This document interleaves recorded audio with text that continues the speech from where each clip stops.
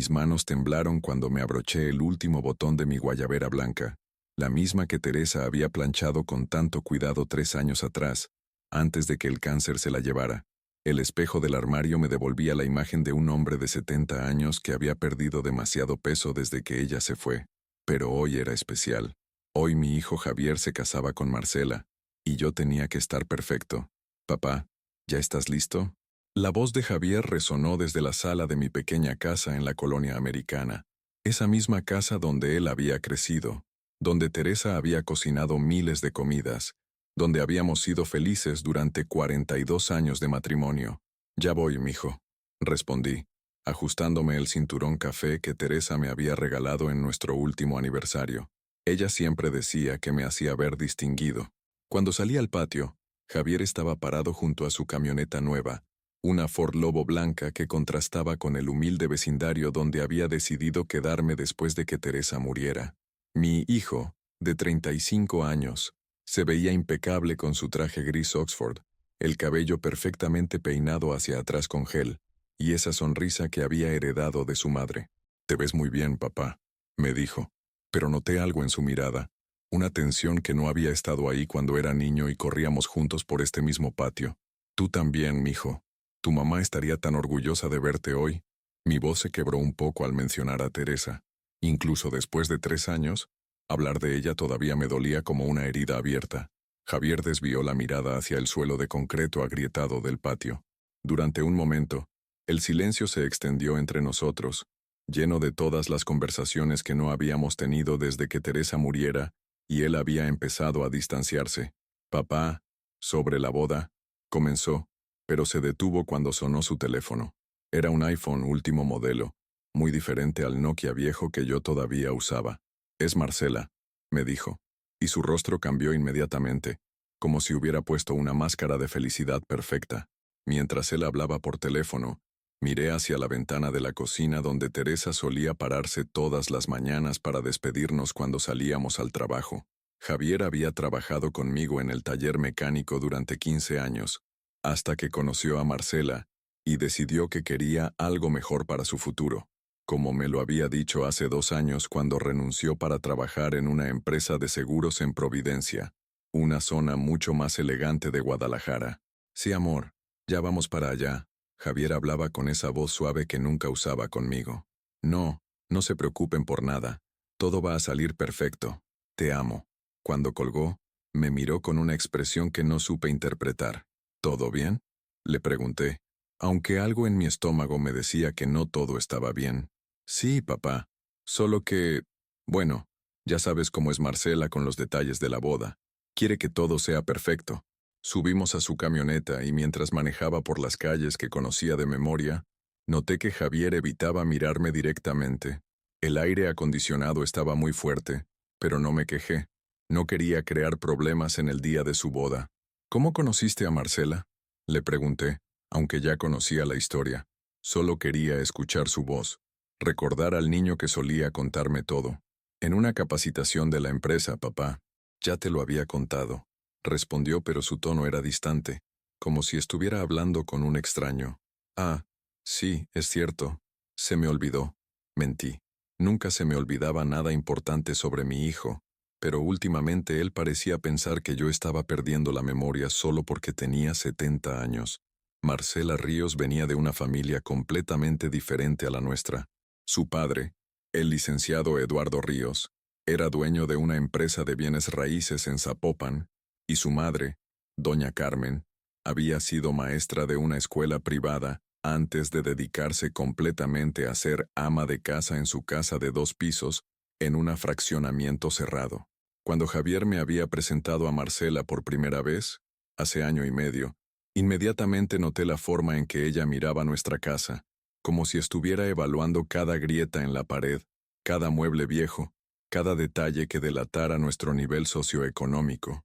«Es pintoresca», había dicho esa primera vez, con una sonrisa que no llegaba a sus ojos cafés.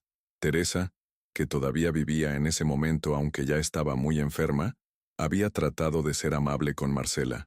Había preparado su famoso mole poblano, había puesto la mesa con nuestros mejores platos, que eran de Talavera, pero Teresa los cuidaba como si fueran oro, y había hecho todo lo posible por hacer sentir bienvenida a la novia de nuestro hijo. Pero Marcela apenas había probado la comida. Es que estoy en una dieta muy estricta, había explicado, tocándose el estómago plano.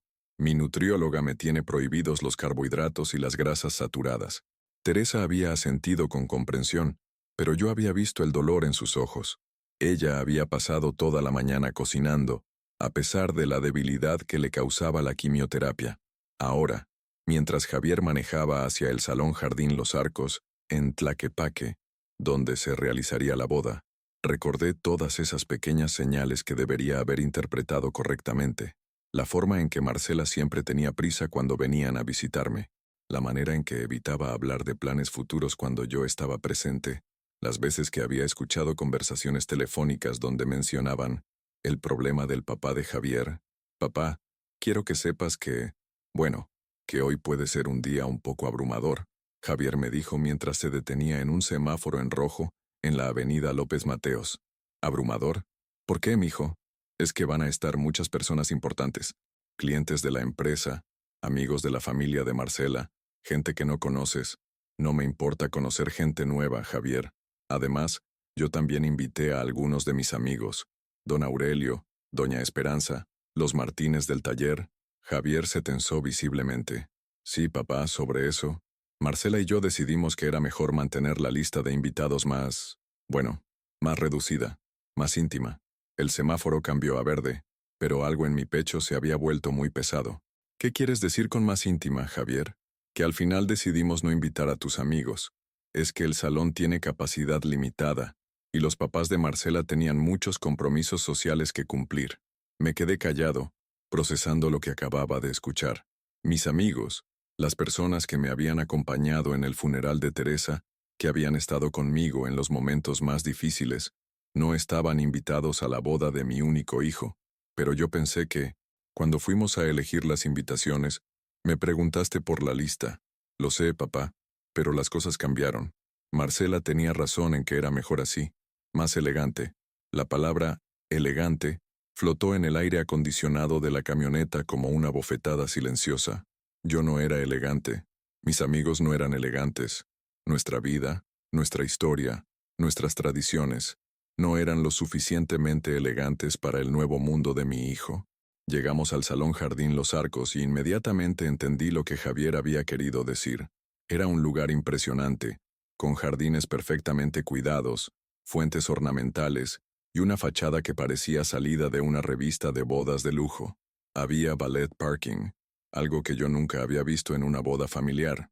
«Wow», fue lo único que pude decir. «¿Te gusta?», preguntó Javier, y por primera vez en el día, su sonrisa parecía genuina. Marcela lo eligió.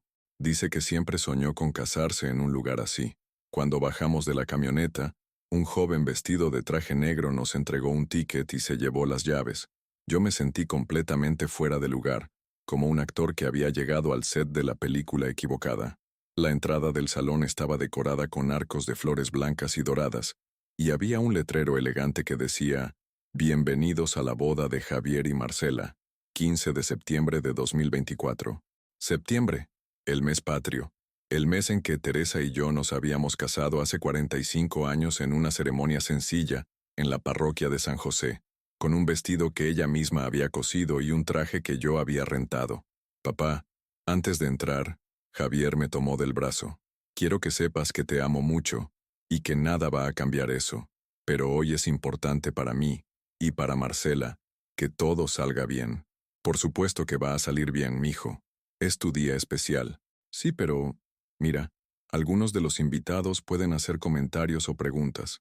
La familia de Marcela es muy, bueno, muy diferente a nosotros. Solo trata de no hablar mucho de la casa, o del taller, o de cosas del pasado. ¿Sí? Cada palabra que salía de su boca era como un clavo que se hundía en mi corazón. Mi hijo me estaba pidiendo que negara mi propia vida, mi propia historia, en el día de su boda. Javier, ¿te da vergüenza de mí? La pregunta quedó flotando entre nosotros como el humo de los cohetes que explotaban a lo lejos, en celebración del Día de la Independencia. Javier no respondió inmediatamente, y ese silencio fue más doloroso que cualquier respuesta que pudiera haber dado. No es eso, papá. Es solo que hoy es complicado. Entramos al salón. Inmediatamente fui envuelto por un mundo que no reconocía. Había más de 200 invitados, todos vestidos con trajes y vestidos que probablemente costaban más que mis gastos de 3 meses. Las mujeres llevaban joyas que brillaban bajo las luces de araña de cristal, y los hombres hablaban de negocios y viajes internacionales mientras sostenían copas de champán. Busqué con la mirada alguna cara conocida, pero no había ninguna. Todos eran extraños, y todos me miraban con esa expresión cortés pero distante que se usa con alguien que claramente no pertenece al mismo círculo social. Don Ramiro, una voz femenina me hizo voltear. Era Carmen Hernández, la madre de Marcela, una mujer de aproximadamente 60 años, muy bien arreglada, con un vestido azul marino que gritaba, «Caro», desde cada costura. «Señora Carmen, muchas felicidades. Su hija se ve hermosa».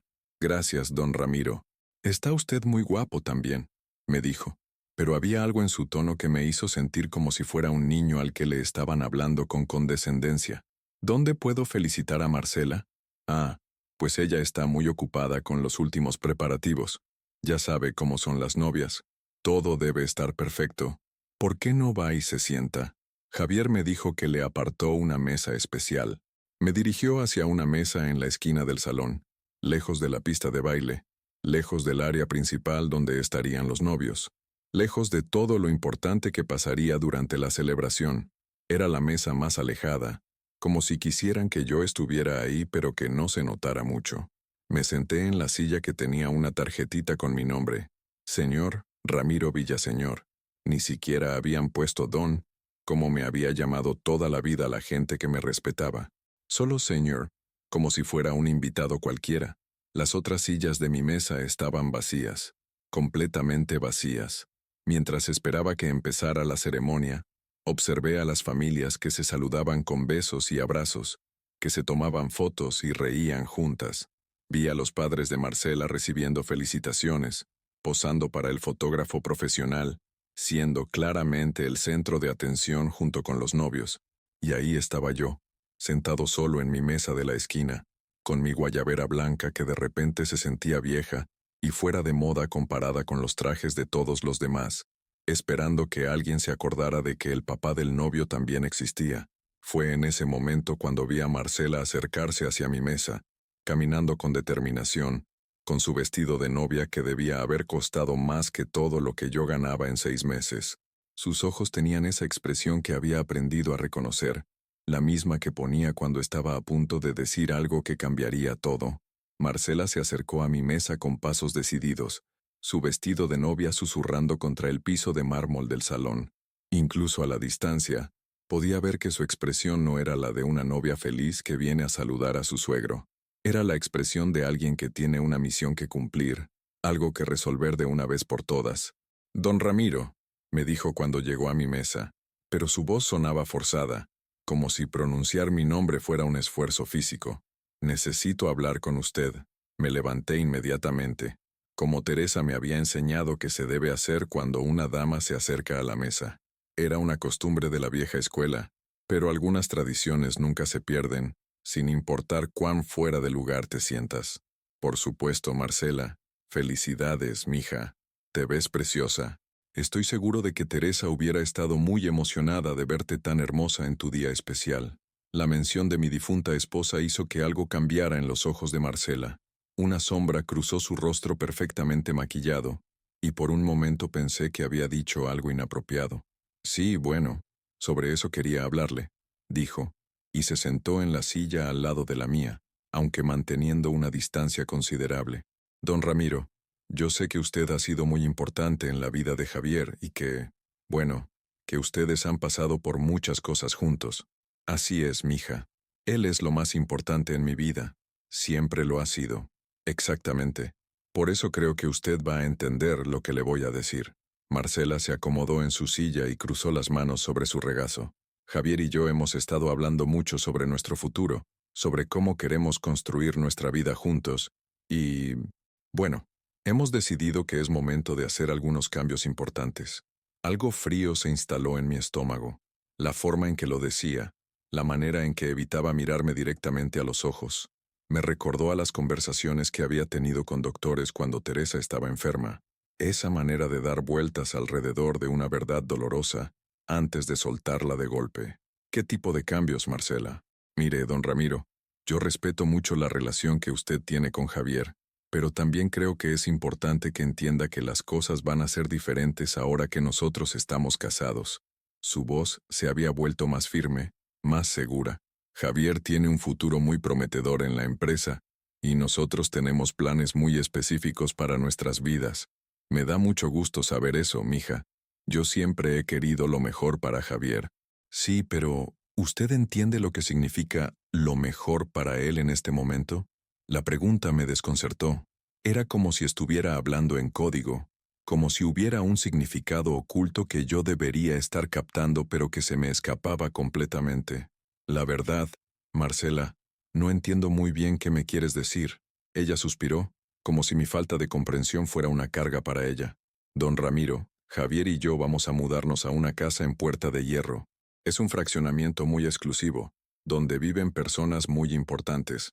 Javier va a ser promovido a gerente regional el próximo mes, lo que significa que va a estar relacionándose con clientes de muy alto nivel, con empresarios, con gente que puede ayudarlo a crecer profesionalmente. Eso suena maravilloso, mija. Estoy muy orgulloso de él. Sí, pero para que todo esto funcione, para que Javier pueda realmente aprovechar estas oportunidades, es importante que proyecte la imagen correcta. Ahí estaba, la palabra imagen, como si mi hijo fuera un producto que había que vender, como si su vida fuera una marca que había que cuidar. Marcela, perdóname, pero sigo sin entender exactamente qué me estás tratando de decir. Ella me miró directamente por primera vez desde que se había sentado, y en sus ojos vi algo que me heló la sangre. No era odio, exactamente, sino algo peor. Era lástima mezclada con determinación.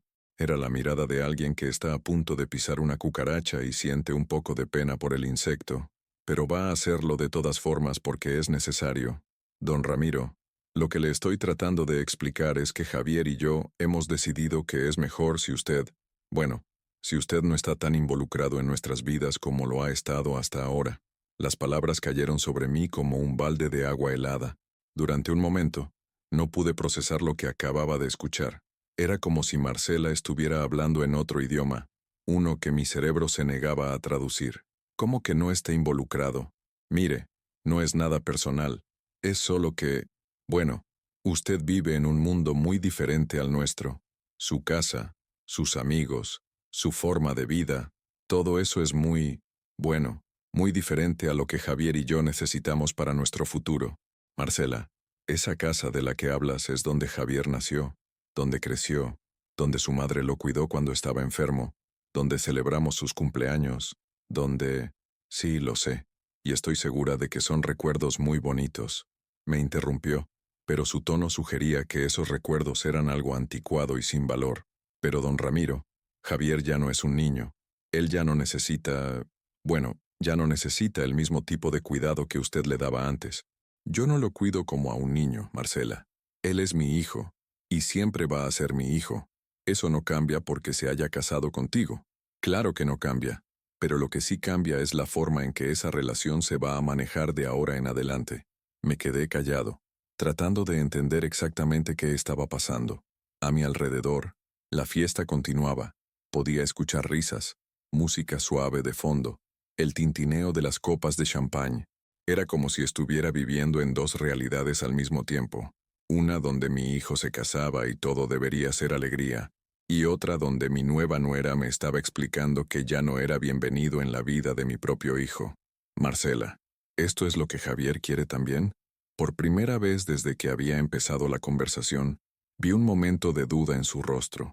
Sus ojos se movieron nerviosamente hacia el área donde estaba Javier, que en ese momento hablaba animadamente con un grupo de hombres en trajes caros.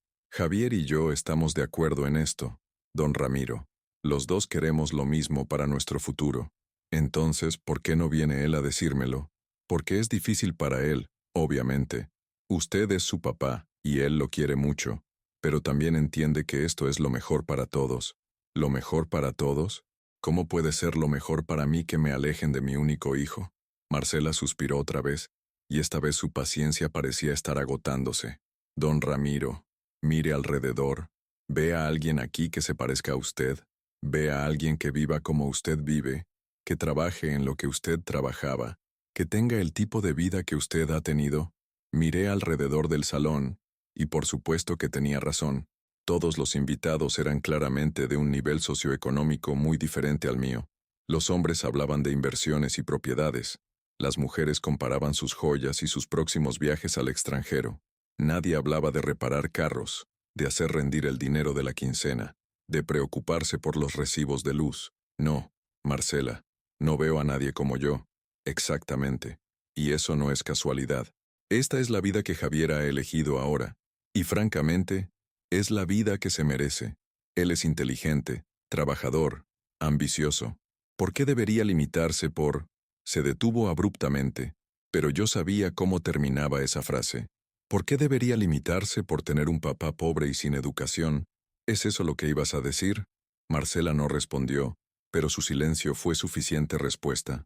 Don Ramiro, yo no estoy tratando de lastimarlo. Solo estoy tratando de ser honesta con usted sobre cómo van a ser las cosas de ahora en adelante. ¿Y cómo van a ser las cosas, Marcela? Bueno, obviamente ustedes van a seguir siendo padre e hijo. Nadie está tratando de cambiar eso. Pero las visitas van a tener que ser más esporádicas. Y cuando Javier lo visite, va a ser mejor si es en su casa, no en la nuestra. Y en eventos sociales como este, bueno, es mejor si usted no está presente. Cada palabra era como una puñalada. No solo me estaban quitando a mi hijo, sino que lo estaban haciendo de la manera más calculada y cruel posible. Me estaban tratando como si fuera una vergüenza, como si mi presencia fuera algo que había que esconder. ¿Javier sabe que me estás diciendo todo esto? Por supuesto que lo sabe. Como le dije, estamos de acuerdo en esto. Entonces, ¿por qué no ha venido él a hablar conmigo? Porque sabíamos que para usted iba a ser difícil de entender. Y pensamos que sería mejor si yo se lo explicaba primero. Javier va a hablar con usted después, obviamente. ¿Después de qué? ¿Después de la boda? ¿Después de que se vayan de luna de miel? ¿O después de que se muden a su casa nueva donde yo no voy a ser bienvenido? Marcela se levantó de la silla, alisándose el vestido. Don Ramiro, yo entiendo que esto es difícil para usted, pero espero que también entienda que Javier y yo solo estamos tratando de construir la mejor vida posible para nosotros. Y eso a veces requiere hacer decisiones difíciles. ¿Decisiones difíciles? Marcela, lo que me estás diciendo no es una decisión difícil. Es abandonar a tu familia. No es abandonar, es evolucionar. La palabra evolucionar me golpeó como una bofetada, como si yo fuera algo primitivo de lo que había que evolucionar, algo que había que dejar atrás en el proceso de convertirse en una mejor persona. Marcela, ¿puedo preguntarte algo? Por supuesto. ¿Qué le vas a decir a tus hijos cuando nazcan? ¿Les vas a decir que no tienen abuelo? ¿O les vas a decir que su abuelo no era lo suficientemente bueno para conocerlos? Por primera vez, vi que mis palabras la habían afectado. Su rostro se tensó y por un momento pareció que no tenía una respuesta preparada. Don Ramiro, eso es muy diferente. Cuando tengamos hijos, obviamente van a conocer a su abuelo. Solo que, bueno, va a ser bajo nuestros términos, de la manera que nosotros consideremos apropiada. ¿Bajo sus términos? ¿Qué significa eso? Significa que vamos a decidir cuándo es apropiado que los niños lo visiten, y dónde, y por cuánto tiempo. No van a ser visitas constantes como las que usted probablemente espera, sino visitas controladas. La palabra controladas resonó en mi cabeza como un eco. Mis futuros nietos iban a tener visitas controladas conmigo, como si yo fuera un peligro para ellos, como si fuera alguien de quien había que protegerlos. Marcela, ¿tú realmente crees que yo sería una mala influencia para tus hijos? No es que sea una mala influencia, don Ramiro. Es solo que Javier y yo queremos que nuestros hijos crezcan con ciertos valores, con ciertas expectativas, con cierta perspectiva sobre la vida. ¿Y cuál es esa perspectiva? Que pueden lograr cualquier cosa que se propongan, que no tienen límites, que el mundo está lleno de oportunidades para ellos. Y francamente, si pasan demasiado tiempo bueno, en el ambiente donde usted vive, pueden empezar a pensar que esas oportunidades no existen para ellos. Ahí estaba la verdad, finalmente. Para Marcela, yo no era solo un estorbo social, era un recordatorio de las limitaciones, de las dificultades, de la realidad económica de la que Javier había logrado escapar. Era la prueba viviente de que su nuevo esposo no había nacido en la cuna de oro, donde ella quería que todo el mundo pensara que había nacido. Marcela, ¿sabes lo que yo les enseñaría a tus hijos si me dejaras conocerlos? ¿Qué? Les enseñaría que el valor de una persona no se mide por el dinero que tiene o la casa donde vive. Les enseñaría que el trabajo honesto, sin importar cuál sea, es digno de respeto. Les enseñaría que la familia es lo más importante en la vida, y que abandonar a las personas que te aman es la peor traición que puedes cometer. Marcela me miró con una expresión que no pude descifrar completamente, pero había algo ahí que parecía incómodo, como si mis palabras hubieran tocado algo que ella prefería no examinar muy de cerca. Don Ramiro, yo respeto su punto de vista, pero Javier y yo tenemos nuestra propia forma de ver las cosas. Sí, ya me di cuenta. Se hizo un silencio incómodo entre nosotros. A lo lejos pude ver que Javier nos miraba desde donde estaba parado, pero en lugar de acercarse, desvió la mirada y siguió conversando con sus invitados. Bueno, don Ramiro, espero que hayamos podido aclarar las cosas, dijo Marcela, preparándose para irse. Y espero que pueda entender que todo esto es por el bien de todos. Marcela, antes de que te vayas, ¿puedo preguntarte una cosa más? Sí, claro. ¿Qué pasó con la Marcela que conocí hace año y medio? Esa que vino a mi casa y me dijo que estaba muy emocionada de formar parte de nuestra familia, que me pidió que le enseñara a hacer el mole de Teresa, que me abrazó y me dijo que se sentía afortunada de que Javier tuviera un papá que lo amara tanto. Vi cómo su rostro se tensaba. Claramente recordaba esa conversación, y claramente no le gustaba que yo la recordara también. Esa persona sigue aquí, don Ramiro. Solo que ahora entiendo mejor cuáles son las realidades de la situación. ¿Las realidades? ¿O las conveniencias? Esta vez, la máscara de cortesía se le cayó completamente. Don Ramiro, las conveniencias también son importantes.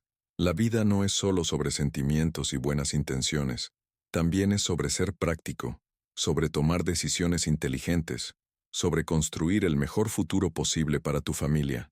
¿Y yo no soy parte de esa familia? Usted es el papá de Javier, y eso nunca va a cambiar, pero la familia inmediata de Javier ahora soy yo, y los hijos que vamos a tener. Todo lo demás es familia extendida, como si 45 años de ser el centro de la vida de mi hijo de repente me hubieran convertido en un pariente lejano, que se visita en Navidad, si hay tiempo. Entiendo, Marcela. Muchas gracias por ser tan clara conmigo. De nada, don Ramiro. Y espero que no haya rencores. Esto no es personal, es solo business. Había usado la palabra en inglés, como si el español no tuviera una palabra lo suficientemente sofisticada para describir lo que me estaba haciendo. Marcela se fue, caminando con la misma determinación con la que había llegado, dejándome sentado solo en mi mesa de la esquina, procesando la conversación más devastadora que había tenido desde que el doctor me dijo que Teresa no tenía cura. Me quedé sentado en mi mesa durante varios minutos después de que Marcela se fue, tratando de procesar lo que acababa de pasar. Era como si alguien hubiera tomado mi vida, la hubiera puesto en una licuadora y hubiera presionado el botón de pulverizar. Todo lo que creía saber sobre mi relación con Javier, sobre mi lugar en su vida, sobre mi futuro como abuelo, se había desmoronado en una conversación de 20 minutos. La música había cambiado a algo más alegre, y vi que los invitados comenzaban a dirigirse hacia sus mesas para la cena. Familias enteras se movían juntas, padres con hijos, abuelos con nietos, todos riéndose y tomándose fotos. Yo seguía sentado solo en mi mesa de la esquina, viendo cómo la vida continuaba alrededor mío, como si nada hubiera cambiado. Papá, la voz de Javier me hizo voltear. Estaba parado detrás de mí, con las manos en los bolsillos, evitando mi mirada. Javier, dije, y mi voz sonó más cansada de lo que esperaba. ¿Puedo sentarme? Por supuesto. Es tu boda. Se sentó en la silla que Marcela había ocupado, pero mantuvo una distancia aún mayor que ella. Era como si tuviera miedo de acercarse demasiado, como si yo fuera contagioso. Papá, Marcela me dijo que, bueno, Que ya platicaron. Sí, ya platicamos. Tu esposa es muy directa. Javier se removió incómodo en su silla. Papá, espero que entiendas que nada de esto es fácil para mí. ¿Nada de qué, Javier? Porque hasta ahora, nadie me ha explicado exactamente qué es esto. Papá, no te hagas el que no entiende. Marcela te explicó muy claramente cuál es la situación. La forma en que dijo la situación me molestó profundamente, como si yo fuera un problema que había que resolver, un obstáculo que había que sortear. Javier, mírame, le dije, y cuando finalmente levantó los ojos, vi que tenían la misma expresión de lástima que había visto en los ojos de Marcela. ¿Realmente crees que todo lo que me dijo tu esposa es correcto? Papá, es complicado. No, Javier, no es complicado. O me quieres en tu vida o no me quieres. Es así de simple. Claro que te quiero en mi vida. Eres mi papá. Nunca va a cambiar eso. Pero según tu esposa, me quieres en tu vida bajo sus términos, en las cantidades que ella considere apropiadas, y solo cuando sea conveniente para su imagen social. Javier suspiró y se pasó las manos por el cabello perfectamente peinado. Papá, ¿tú entiendes la oportunidad que tengo con esta promoción? ¿Entiendes lo que significa para mi futuro, para el futuro de mi familia? Por supuesto que lo entiendo, mijo. Siempre he querido lo mejor para ti. Siempre he estado orgulloso de tus logros. Entonces, ¿por qué no puedes entender que a veces, para lograr ciertas cosas, hay que hacer ciertos ajustes? ¿Ajustes?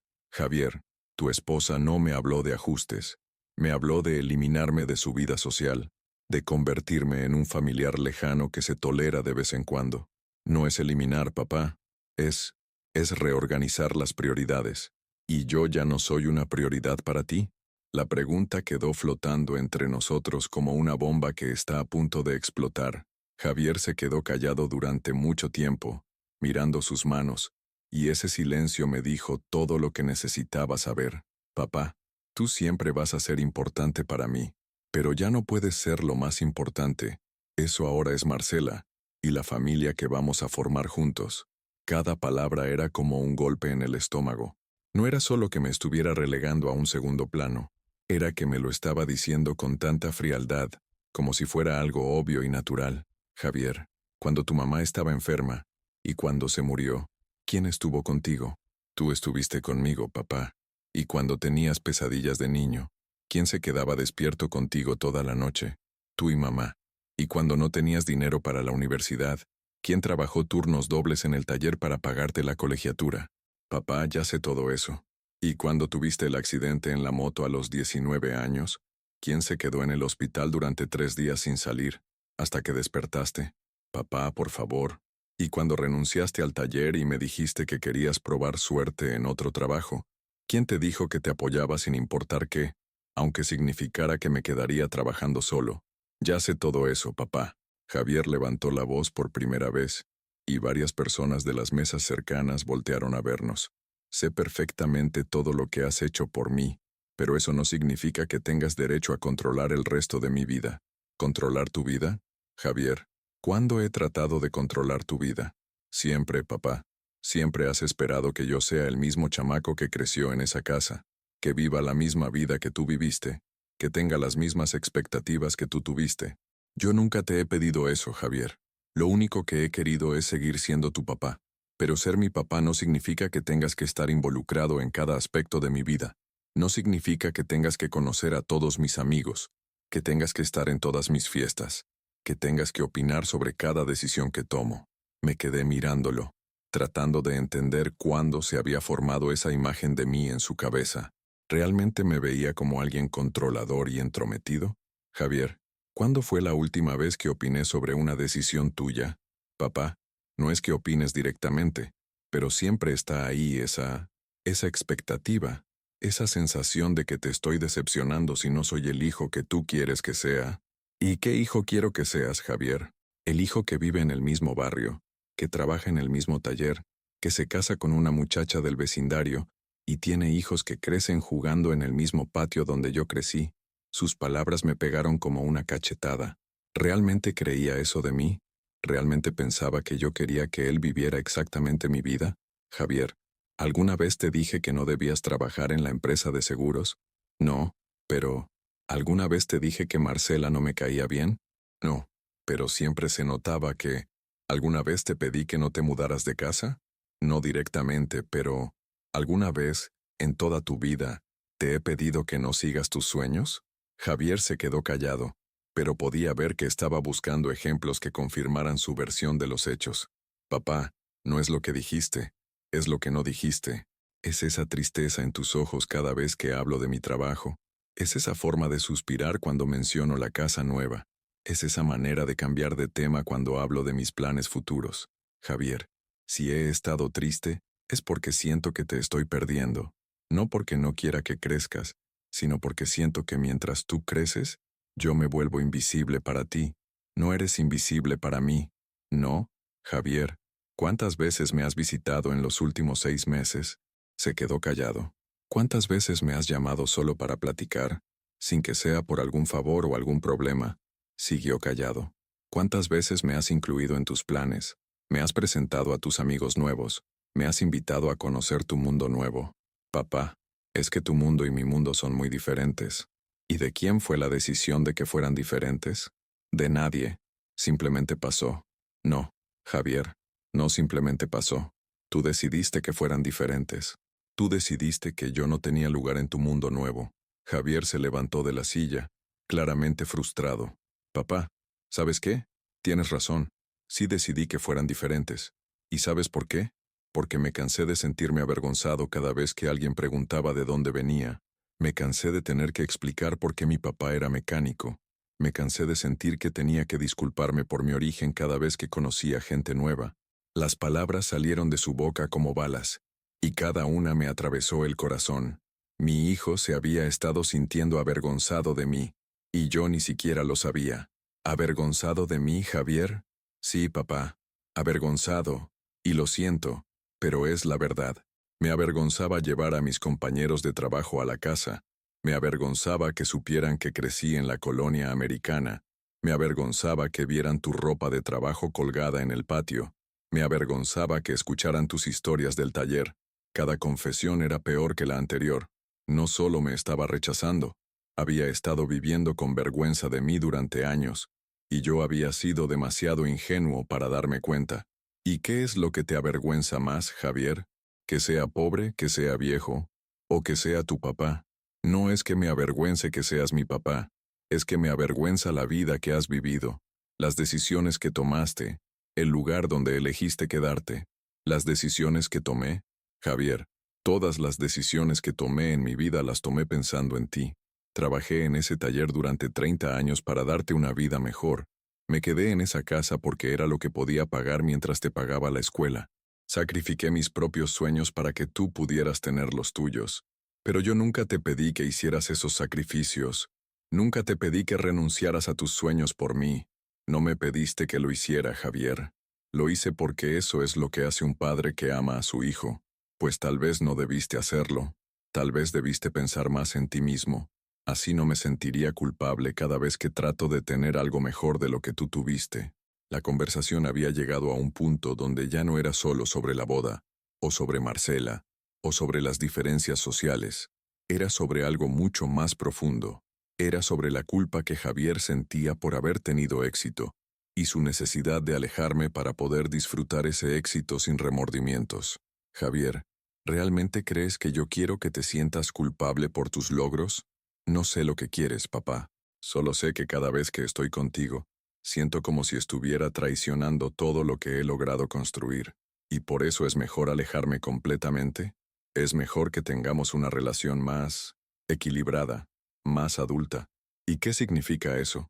Significa que nos vemos de vez en cuando, que hablamos por teléfono ocasionalmente, que mantenemos contacto pero sin que eso interfiera con mi vida cotidiana. O sea, me tratas como a un conocido. Te trato como a un padre con el que tengo una relación madura y saludable. Javier, antes de que tu mamá muriera, ¿así era nuestra relación? No, pero mamá ya no está, y las cosas cambiaron.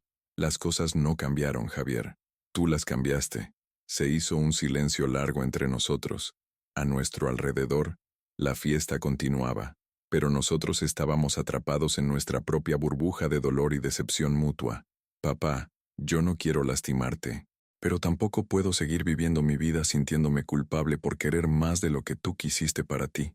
Javier, yo nunca quise poco para mí. Quise lo que podía tener, y todo lo que tuve, lo compartí contigo. Lo sé, papá, y te lo agradezco, pero ahora necesito construir mi propia vida, con mis propias reglas. Y esas reglas incluyen alejarme, esas reglas incluyen poner límites saludables en todas mis relaciones, incluyendo contigo. Límites saludables. Era increíble cómo podía hacer que el rechazo sonara como terapia psicológica. Está bien, Javier, entiendo. Tú necesitas tu espacio, tu nueva vida, tu nueva imagen. No voy a ser un obstáculo para eso. Papá, no digas así. No, está bien. Es tu decisión, y la respeto. Solo espero que cuando tengas hijos, y cuando esos hijos crezcan y decidan que tú ya no encajas en su nueva vida, recuerdes esta conversación. Me levanté de la silla, tomé mi sombrero del respaldo y me preparé para irme. Pero antes de dar el primer paso, Javier me tomó del brazo. Papá, espérate, no te vayas así. Quédate a la cena, por favor. Es mi boda. Lo miré a los ojos, y por un momento vi al niño que había sido, al chamaco que corría hacia mí cada tarde cuando llegaba del trabajo, que me abrazaba como si fuera su héroe. Pero ese niño ya no existía. En su lugar había un hombre que me veía como un obstáculo para su felicidad. Javier, según tu esposa, es mejor que yo no esté presente en eventos sociales como este. No queremos que proyectes la imagen incorrecta, ¿verdad? Papá, por favor. No, mijo. Ya entendí el mensaje. Los dos me lo han dejado muy claro. Y fue en ese momento, justo cuando me estaba preparando para irme con dignidad, cuando Marcela se acercó a nuestra mesa con una expresión que no había visto antes. Tenía los ojos brillantes de rabia, y venía caminando con pasos tan decididos que varios invitados voltearon a verla. ¿Qué está pasando aquí?, preguntó, pero su tono no era de curiosidad, era de alguien que había perdido la paciencia completamente. Nada, amor, papá y yo solo estábamos hablando, dijo Javier, pero incluso él parecía nervioso por la actitud de su esposa. ¿Hablando? Marcela me miró directamente. Don Ramiro, ¿no le quedó claro lo que hablamos hace rato? Me quedó muy claro, Marcela. Entonces, ¿por qué sigue aquí haciendo drama en mi boda? La palabra drama me golpeó como una bofetada. Para ella, el dolor de un padre que estaba perdiendo a su hijo era simplemente drama. No estoy haciendo drama, Marcela. Solo estoy despidiéndome de mi hijo. ¿Despidiéndose? ¿En serio va a hacer este numerito justo hoy? ¿Qué numerito, Marcela?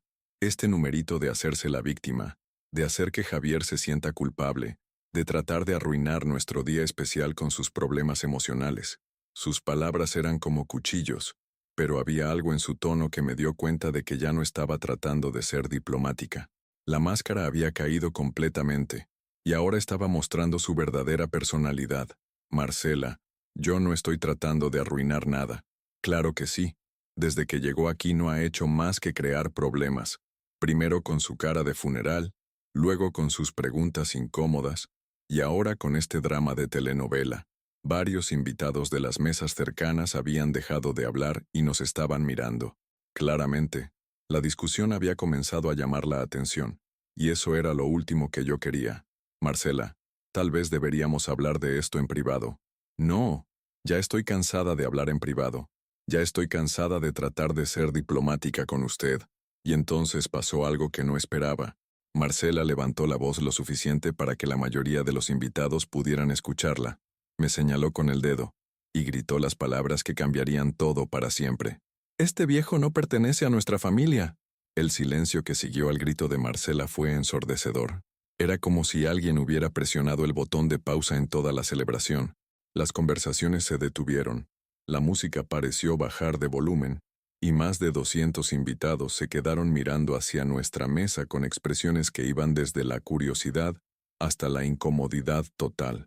«Este viejo no pertenece a nuestra familia». Las palabras siguieron resonando en el aire como el eco de una explosión.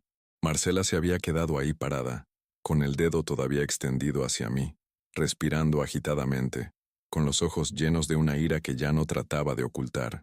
Su hermoso vestido de novia y su maquillaje perfecto contrastaban grotescamente con la fealdad de lo que acababa de salir de su boca. Javier estaba completamente pálido, mirando alternadamente entre su esposa y yo, como si no pudiera creer lo que acababa de pasar. Sus labios se movían ligeramente, pero no salía ningún sonido. Era como si se hubiera quedado mudo del shock. Yo me quedé ahí parado, sintiendo los ojos de todos los invitados sobre mí, experimentando una humillación tan profunda que por un momento no pude ni siquiera respirar. No era solo que me hubieran rechazado, era que me habían exhibido públicamente, me habían convertido en un espectáculo, en el drama del día que todos recordarían sobre esta boda. Marcela, finalmente susurró Javier, pero su voz era tan débil que apenas se escuchó. No, Javier, ya estoy cansada de fingir. Marcela se dirigió hacia él, pero siguió hablando lo suficientemente fuerte para que todos pudieran escuchar. Estoy cansada de pretender que todo está bien cuando claramente no está bien. Estoy cansada de caminar en cascarones de huevo alrededor de sus sentimientos mientras él arruina nuestro día especial. Los murmullos comenzaron entre los invitados. Podía escuchar fragmentos de conversaciones. ¿Qué está pasando? ¿Quién es ese señor? ¿Por qué la novia está gritándole? ¿Es el papá del novio? ¡Qué vergüenza! Marcela, por favor, baja la voz. Javier trató de tomar a su esposa del brazo, pero ella se zafó violentamente. No voy a bajar la voz. Ya es hora de que todo el mundo sepa la verdad. Se volvió hacia los invitados, como si fuera a dar un discurso. Sí, este señor es el papá de Javier. Y sí, hemos estado tratando de manejar esta situación de la manera más diplomática posible, pero él se niega a entender que las cosas han cambiado. El nivel de humillación que estaba experimentando era indescriptible. No solo estaba siendo rechazado por mi propia familia, sino que estaba siendo exhibido como un problema, como algo de lo que había que avergonzarse, delante de 200 personas que no me conocían de nada. Marcela, ya basta. Javier finalmente encontró su voz, pero incluso cuando trataba de detener a su esposa, no me defendió. No dijo, es mi papá, y merece respeto. No dijo, esto está mal. Solo trató de callarlo para que no fuera tan público. No, Javier, ya basta de tratar de proteger sus sentimientos a costa de nuestro futuro. Marcela se volvió hacia mí otra vez. Don Ramiro, usted ya escuchó lo que le dijimos. Ya le explicamos cuáles son las nuevas reglas. ¿Por qué no puede simplemente aceptarlas y dejarnos en paz? En ese momento, algo cambió dentro de mí. Durante toda la noche había estado tratando de ser digno, de ser comprensivo, de no causar problemas en el día de la boda de mi hijo. Había aceptado ser relegado a la mesa de la esquina. Había tolerado las indirectas. Había aguantado que me explicaran que ya no era bienvenido en la vida de mi propio hijo.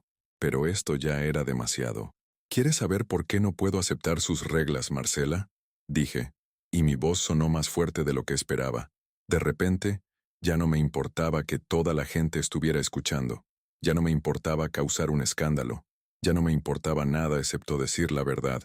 ¿Quieres saber realmente por qué no puedo simplemente desaparecer y dejarlos en paz? Sí, exactamente eso es lo que quiero saber, gritó Marcela.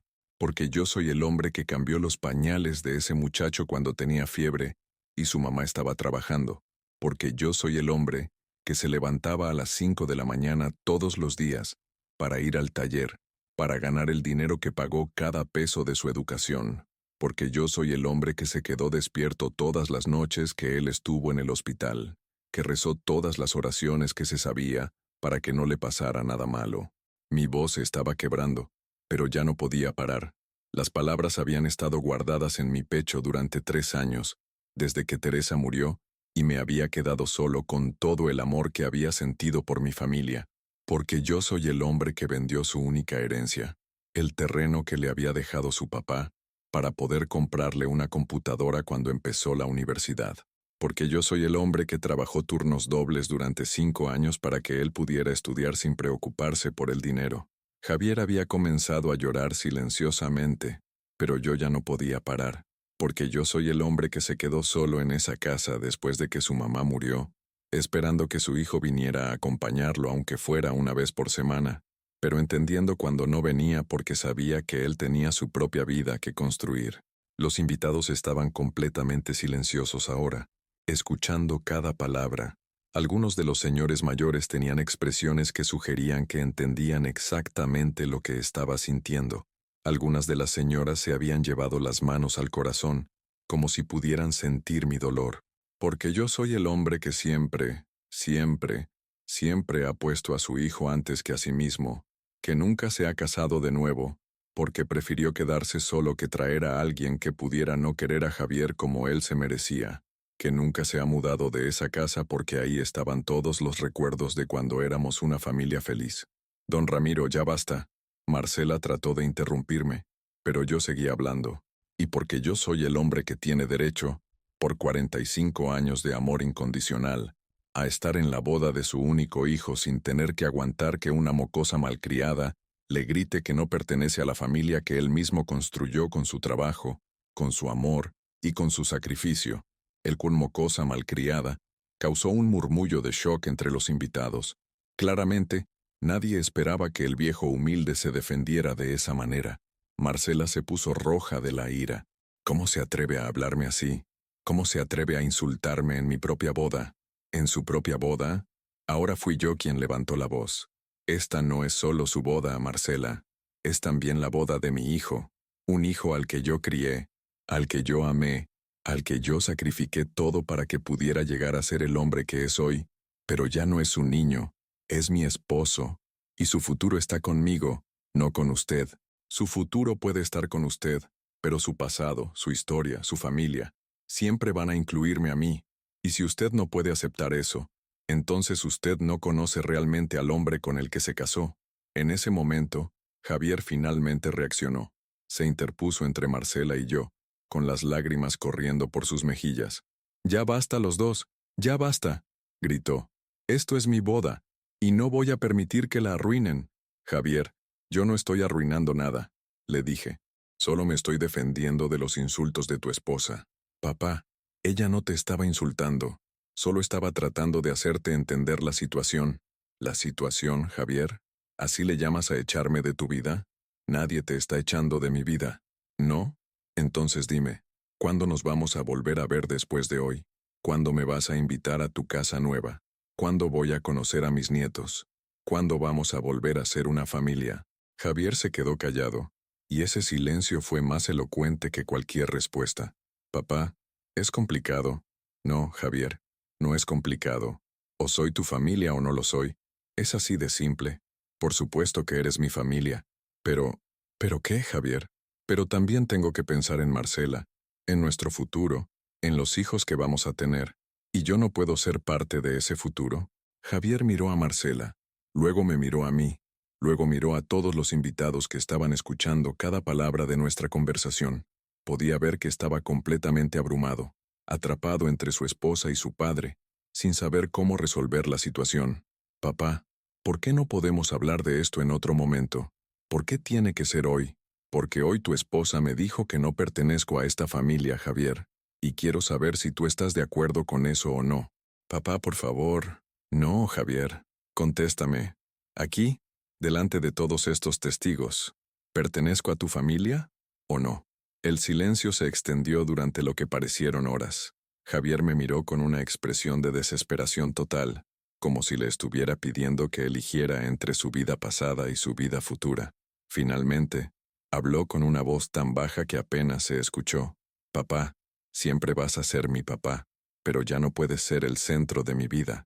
«¿Y eso qué significa, Javier?» «Significa que tal vez Marcela tiene razón. Tal vez necesitamos espacio». Cada palabra era como un puñal en el corazón, pero lo peor de todo era que lo estaba diciendo delante de toda esa gente, como si mi dolor fuera un espectáculo público. «Entiendo, Javier», dije finalmente. «Muchas gracias por ser tan claro».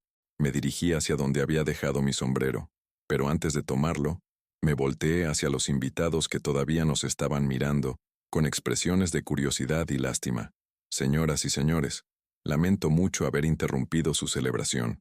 Espero que puedan seguir disfrutando de esta hermosa boda, que puedan brindar por este matrimonio que, según me acaban de explicar, es tan perfecto que no tiene espacio para el papá del novio». El sarcasmo en mi voz era evidente, y pude ver que algunos de los invitados se sentían incómodos con la situación. «Ah, y una cosa más», agregué, dirigiéndome directamente a Marcela. «Señora, usted tiene razón. Yo no pertenezco a su familia. porque su familia parece ser el tipo de familia que abandona a las personas que los aman cuando ya no les son útiles. Y gracias a Dios, yo nunca he pertenecido a una familia así. Tomé mi sombrero, me lo puse con toda la dignidad que me quedaba, y comencé a caminar hacia la salida. Pero antes de llegar a la puerta, escuché la voz de Javier detrás de mí.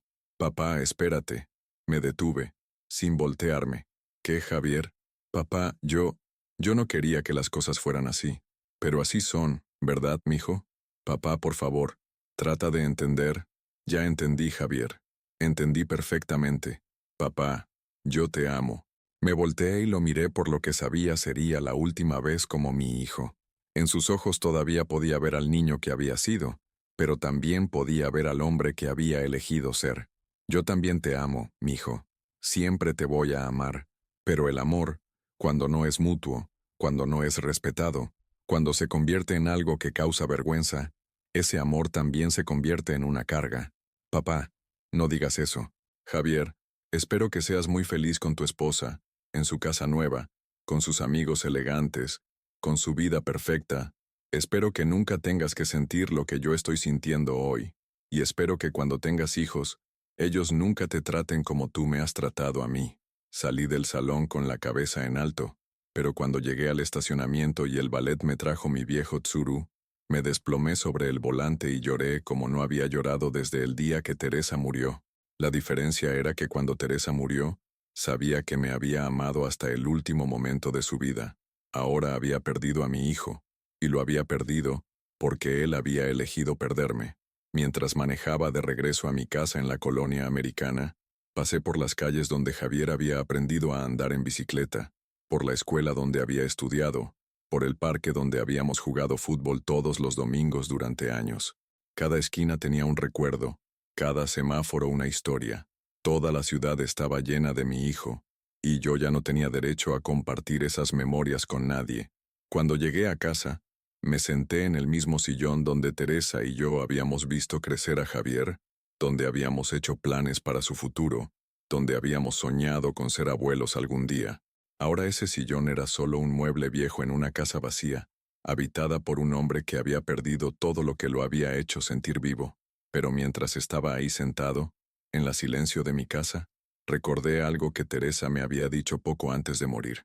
Ramiro, si algún día nuestro hijo decide que ya no nos necesita, no trates de obligarlo a querernos.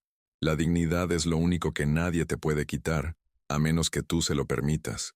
Y fue ahí cuando entendí que, aunque había perdido a mi hijo, no había perdido mi dignidad. Había salido de esa boda con la cabeza en alto. Había dicho la verdad, me había defendido. No había suplicado, no había rogado, no me había humillado más de lo que ya me habían humillado. En el silencio de mi casa, rodeado de los recuerdos de una familia que ya no existía, tomé la decisión más difícil de mi vida. Iba a seguir viviendo, no para esperar a que Javier regresara, no para castigarme por los errores que pudiera haber cometido como padre, sino para honrar la memoria de Teresa, y para demostrarme a mí mismo que la vida de Ramiro Villaseñor tenía valor más allá de ser el papá de Javier. Esa noche, por primera vez en 3 años, no esperé una llamada telefónica que nunca llegaba. No miré hacia la ventana esperando ver la camioneta de mi hijo. No me quedé despierto preguntándome qué habría hecho diferente. Esa noche, por primera vez desde que Teresa murió, dormí en paz.